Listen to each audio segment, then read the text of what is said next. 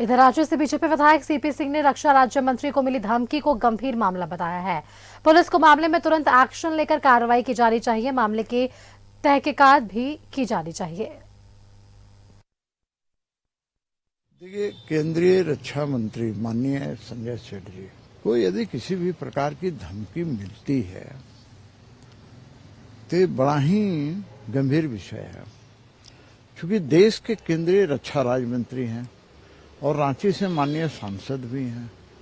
वैसी स्थिति में पुलिस को इसे गंभीरता से लेनी चाहिए। आज बड़ा आसान हो गया है, किसी को भी कोई फोन से धमकी दे रहा है, कभी चिट्ठी लिख के धमकी दे रहा है। जैसा जानकारी मिला है कि कुछ लोगों को डिटेन भी किया है।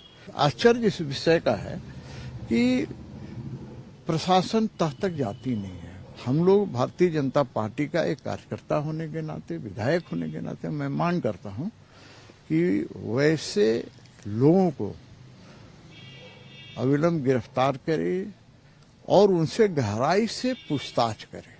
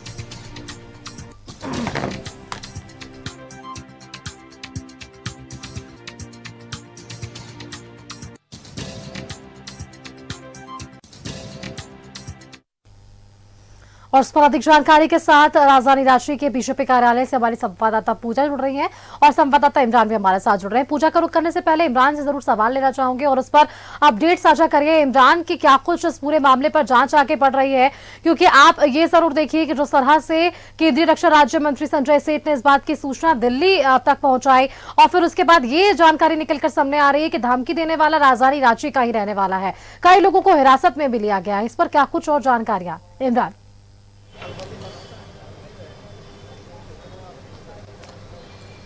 देखिए, बिल्कुल केंद्रीय राज्य मंत्री रक्षा राज्य मंत्री जो है संजय सेठ रांची के सांसद भी हैं। तो ऐसे में इस पूरे मामले को लेकर के पहले दिल्ली पुलिस से शिकायत की गई कि जिस वक्त मैसेज संजय सेठ जी के मोबाइल पर जो मैसेज आया था वह मैसेज उस वक्त वो दिल्ली में मौजूद थे। तो ऐसे में दिल्ली पुलिस को इस पूरे मामले की जानकारी दी गई। दिल्ली पुलिस ने इस पूरे मामले की जानकारी या जो सूचनाएं थी वो झारखंड पुलिस से साझा की। झारखंड के डीजीपी से इस पूरे मामले में बातचीत की और इस पूरे मामले की जांच की जिम्मेदारी जो है झारखंड पुलिस ने एटीएस को सौंपा है। तो इस पूरे मामले को लेकर के जो है एटीएस की तरफ से कार्रवाई की गई है और इस कार्रवाई के दौरान जो है कुछ संदिग्ध लोगों से इस पूरे मामले में पूछताछ भी की जा रही है। कई लोगों को हिरासत में भी लिया गया है, जिनसे इस पूरे मामले की तार जो है वो जोड़ने की कोशिश की जा रही है। क्योंकि जिस नंबर का इस्तेमाल किया गया है धमकी भरा मैसेज भेजने में, रंगदारी मांगने के लिए जो 50 लाख रुपया मांगे गए हैं, उसे लेकर के जो है उस नंबर के जो यूजर्स है उनकी पहचान करने में भी पुलिस जो है वह जुटी हुई है कि आखिर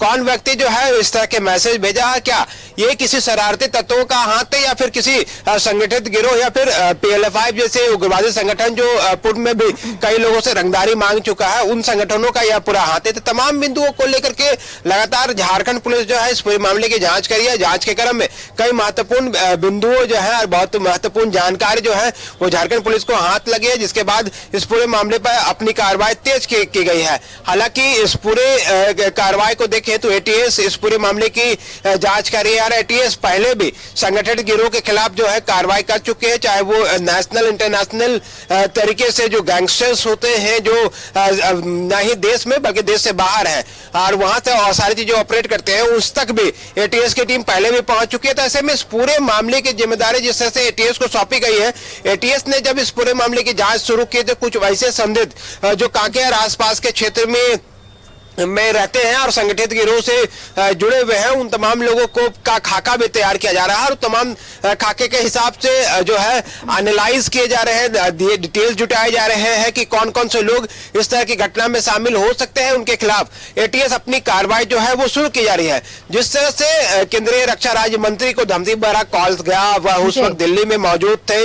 उसके बाद से इस पूरे मामले की जांच जो है वो दिल्ली पुलिस ने जब शुरू की तो मालूम चला कि काकी के हौचर इलाके से यह पूरी धमकी भरा मैसेज जो है वह भेजा गया है। जिस व्यक्ति के द्वारा भेजा गया है उसकी जानकारी जुटाई जा रही है, क्योंकि उस वक्त से यह मोबाइल लगातार स्विच ऑफ आ रहा है। तो ऐसे में इस पूरी मामले की जांच जब एटीएस कर रही है, झारखंड पुलिस के वरीय अधिकारी लगातार इस पूरे मामले पर जो है वो निगरानी रख रहे हैं, लगातार पैनी नजर बनाए हुए हैं, तो वहीं एटीएस भी इस पूरे मामले पर अपनी जांच तेज कर दी है। तो रांची के साथ साथ रांची रेंज के डीआईजी भी जो है इस पूरे मामले पर अपनी जांच को लेकर के, इस पूरे मामले की समीक्षा को लेकर के जो है आज अपने रेंज में जो है वो बैठक कर रहे हैं। रांची रेंज में जो है रांची, खूंटी, गुमला सहित अन्य जो जिले हैं जो रांची रेंज डीआईजी के अंतर्गत आते हैं, तमाम जिले के जो एसपी के साथ आज डीआईजी बात भी कर रहे हैं और आपराधिक मामलों की समीक्षा भी की जा रही है। साथ ही साथ जो संगठित गिरोह है, उग्रवादी है, पीएलएफआई जैसे संगठन जो सक्रिय रहते हैं, खास करके खूंटी, लोहरदगा, गुमला, वो ऐसे इलाके हैं जहां पर संगठित गिरोह के साथ साथ जो पीएलएफआई के उग्रवादी है या फिर उग्रवादी संगठन के जो लोग हैं वो लगातार एक्टिव रहते हैं, इनके भी समीक्षा की जा रही है। समीक्षा के बाद इस तमाम मामलों पर भी कार्रवाई की जाएगी। तो एक तरफ जहां केंद्रीय रक्षा राज्य मंत्री के खिलाफ जो धमकी भरा मैसेज भेजा गया है उसकी जांच झारखंड पुलिस कर रही है, एटीएस को जिम्मेदारी सौंपी गई है। रांची पुलिस भी इस पूरे मामले पर अपनी जांच को आगे बढ़ा रही है, तेजी से इस पूरे मामले पर कार्रवाई कर रही है। तो वहीं दूसरी तरफ अगर कहें तो रांची रेंज के डीआईजी भी इस पूरे मामले को लेकर जो है अपनी बैठकें आज शुरू की है और इस बैठक के दौरान जो है कई महत्वपूर्ण दिशा निर्देश जो है अपराधियों के खिलाफ दिए जा सकते हैं और अपराधियों का एक पूरा खाका भी तैयार किया जा सकता है कि किस तरह से अपराधी जो है इन पर लगाम लगाए जाएंगे और विधि व्यवस्था को लेकर के अलर्टनेस जो है और बढ़ती जाएगी। बिल्कुल इमरान, आप देखिए इस पर जिस तरह से जांच आगे बढ़ रही है ये खुलासा जरूर हो पाएगा कि आखिर वो कौन लोग हैं जिन्होंने ये धमकी भरे मैसेजेस केंद्रीय रक्षा राज्य मंत्री संजय सेठ को भेजे हैं। पूजा भी हमारे साथ बनी हुई है राजधानी रांची से। पूजा का एक बार रुख करते हैं। पूजा, देखिए जिस तरह से ये मैसेज बात धमकी की जब सामने आई केंद्रीय रक्षा राज्य मंत्री को, तो ऐसे में अब बीजेपी के विधायक है सीपी सिंह, उन्होंने भी इस मामले पर अपना बयान दिया। आपने वो बयान भी जरूर सुना होगा।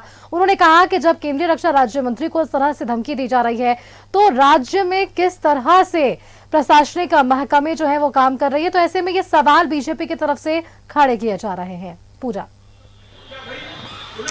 जी हाँ सुष्मिता, जरूर इन सारी चीजों को लेकर के सभी बातें जो है वो जरूर आ रही है और केंद्रीय रक्षा राज्य मंत्री को अगर इस तरीके से रंगदारी के लिए धमकी भरे मैसेजेस आ रहे हैं तो ये कहीं ना कहीं सचमुच सवाल खड़े करता है। और इसी को लेकर के लगातार भारतीय जनता पार्टी की अगर बात करते हैं तो इसको लेकर के वो लगातार आवाज भी बुलंद कर रहे हैं कि आखिर किस तरीके से केंद्रीय रक्षा राज्य मंत्री को यहाँ पर धमकी भरे मैसेजेस जो है वो यहाँ पर आ रहे हैं। सवाल उठ रहे हैं झारखंड के लॉ एंड ऑर्डर को लेकर के कि आखिर वो किस तरीके से इन सारी चीजों को देख रहे हैं, क्या कुछ आगे की कार्रवाई होने वाली है, किस तरीके से चीजें जो है और निकलकर सामने आएगी।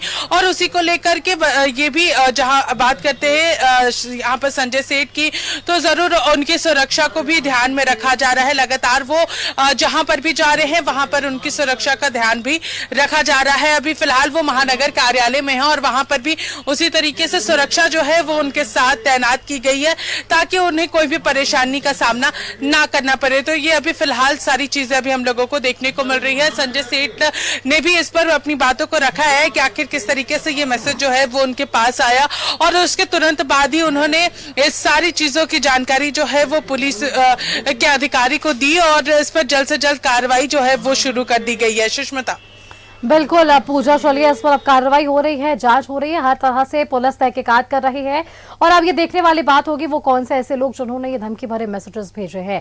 शुक्रिया इमरान और पूजा आप दोनों का हमारे साथ जुड़ने के लिए और इस खबर पर तमाम जानकारी हमारे दर्शकों के साथ साझा करने के लिए कि एसएमएस भेजकर 50 लाख रुपए की रंगदारी केंद्रीय रक्षा राज्य मंत्री संजय सेठ से मांगी गई है। हालांकि इन्होंने सबसे पहले दिल्ली में इसे लेकर एक एफआईआर दर्ज की और उसके बाद झारखंड डीजीपी को भी इस संदर्भ में सूचना दे दी गई है। जांच आगे बढ़ रही है, कई लोगों को हिरासत में भी लिया गया है। अब ये देखने वाली बात कि और कौन से खुलासे होते हैं।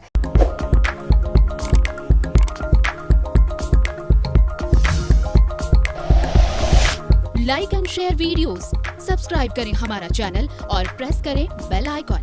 News 11 भारत, सच है तो दिखेगा।